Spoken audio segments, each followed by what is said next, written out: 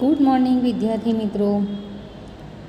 आज हम व्याकरण में लिंग सीखेंगे। विद्यार्थी मित्रों, हिंदी में लिंग के 2 प्रकार हैं कि गुजराती में 3 प्रकार है, लेकिन हिंदी में लिंग के 3 प्रकार है। पहला पुल्लिंग और दूसरा स्त्रीलिंग। विद्यार्थी मित्रों, यहाँ हमारी व्याकरण की बुक में चित्र दिए गए हैं कि आदमी का चित्र है, उसके बाजू में औरत का चित्र है। एक तरफ राजा है, दूसरी ओर रानी है। एक और मोर है, दूसरी ओर मोरनी है। तो विद्यार्थी मित्रों, इन चित्रों से आपको पता चल गया कि बाई तरफ के चित्रों में आदमी, राजा, मोर पुरुष जाति के शब्द है और दाई तरफ के चित्रों में औरत, रानी और मोरनी स्त्री जाति के शब्द है। तो विद्यार्थी मित्रों, यहाँ हमने सीखा कि लिंग के 2 प्रकार है, पहला पुल्लिंग और दूसरा स्त्रीलिंग। तो पुल्लिंग किसे कहते हैं?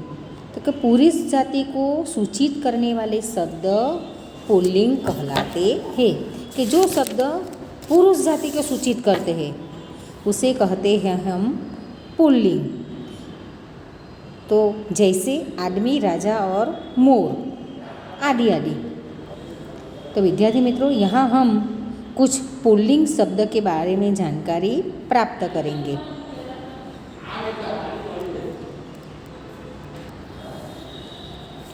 तो विद्यार्थी मित्रों, अब देखते हैं कुछ पुल्लिंग शब्द। लड़का, मजदूर, डाकिया, किसान, राजा, पहाड़, मैदान, खेत, गांव, शहर, देश, कमरा, पेड़, सागर, शरीर, फूल, बगीचा, हाथ, सिर, मुंह, होठ, कान, पैर, पेट, पौधा, चेहरा, व्यक्ति, मित्र, आकाश, पत्थर, अखबार, टिकट, सफ़र, मज़ा, बाज़ार, अस्पताल, रास्ता, बंदर, कुत्ता, चूहा, कौवा, बिच्छू, दूध, पानी, दही आदि शब्द पुल्लिंग शब्द है। तो विद्यार्थी मित्रों, देखा कि पुरुष जाति को सूचित करने वाले शब्द पुल्लिंग होते हैं। तो यहाँ हमने पुल्लिंग शब्द देखे। तो अब हम सीखते हैं स्त्रीलिंग किसे कहते हैं। तो कि स्त्री जाति को सूचित करने वाले शब्द स्त्रीलिंग कहलाते हैं। कि जो शब्द स्त्री जाति को सूचित करते हैं उसे कहते हैं स्त्रीलिंग शब्द। कि जैसे औरत, रानी, मोरनी। तो विद्यार्थी मित्रों, अब हम कुछ स्त्रीलिंग शब्दों के बारे में जानकारी प्राप्त करते हैं। औरत, नारी, महिला, रानी, मजदूरीन, कोयल, पुस्तक, मेज, आँख, नाक, एड़ी, भौं, पलक, सड़क, अग्नि,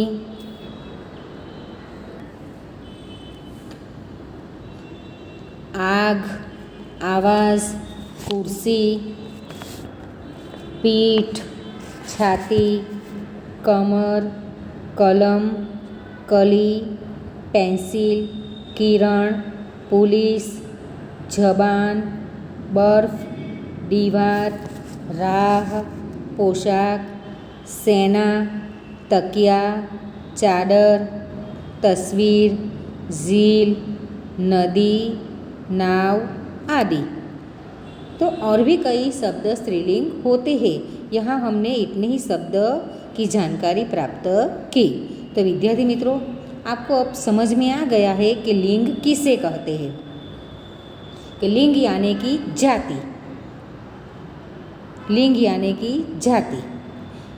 कि लिंग के दो प्रकार है, पहला है पुल्लिंग और दूसरा है स्त्रीलिंग। कि पुल्लिंग किसे कहते हैं, तो पुरुष जाति के सूचित करने वाले शब्द को पुल्लिंग कहते हैं। और स्त्रीलिंग किसे कहते हैं, तो कि स्त्री जाति को सूचित करने वाले शब्द को स्त्रीलिंग कहते हैं। तो विद्यार्थी मित्रों, अब हम पुल्लिंग शब्दों को स्त्रीलिंग में बदलने के नियम के बारे में जानकारी प्राप्त करेंगे।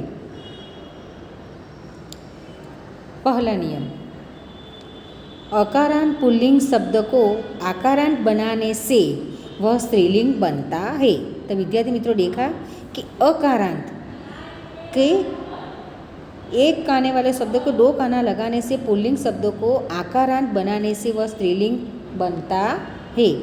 जैसे बाल बाला, आत्मज आत्मजा, पतित पतिता, शिष्य शिष्य, शिव शिवा, विवाहित विवाहिता, छात्र छात्रा, आचार्य आचार्य।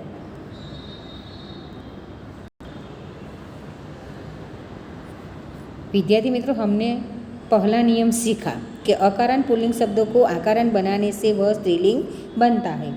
अब हमारा दूसरा नियम है, अकारांत पुल्लिंग शब्दों को इकारांत में बदलने पर वह स्त्रीलिंग बनता है।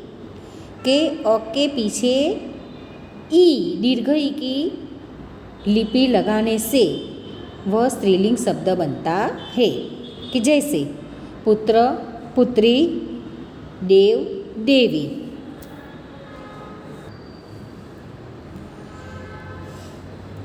नर्तक नर्तकी, मेढक मेढकी, हिरण हिरणी, कुमार कुमारी, राक्षस राक्षसी, तरुण तरुणी। तो विद्यार्थी मित्रों, देखा हमारा दूसरा नियम के शब्द के पीछे ई की लिपि लगाने से स्त्रीलिंग शब्द बनता है। अब हमारा तीसरा नियम कि आकारांत पुल्लिंग शब्द को इकारांत करने पर वह स्त्रीलिंग बनता है। कि आकारांत, पहले अकारांत सीखे, अब आकारांत। कि जैसे आ की मात्रा के पीछे दीर्घ ई करने से स्त्रीलिंग शब्द बनता है। कि जैसे बेटा बेटी, नाना नानी, दादा दादी, भांजा भांजी, लड़का लड़की, मामा मामी, चाचा चाची, चेला चेली, गधा गधी, तोता तोती।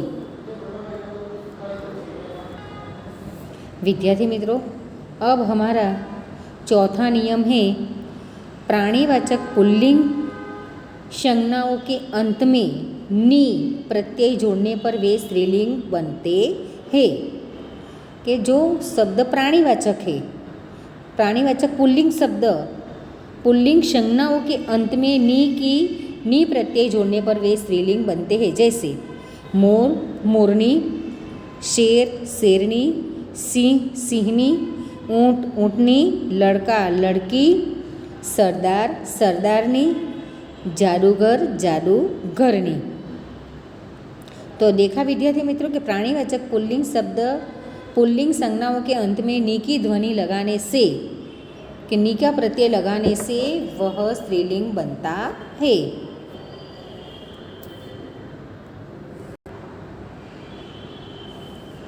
अब विद्यार्थी मित्रों, हमारा पांचवा नियम है।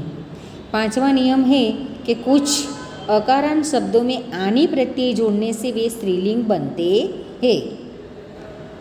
कि अकारांत शब्दों में आनी के पीछे कौन सा प्रत्यय लगाना है, हमें आनी, और आनी प्रत्यय लगाने पर वह शब्द स्त्रीलिंग बन जाते हैं। जैसे नौकर नौकरानी, जेठ जेठानी, सेठ सेठानी, देवर देवरानी, चौधरी चौधरानी, इंद्र इंद्राणी।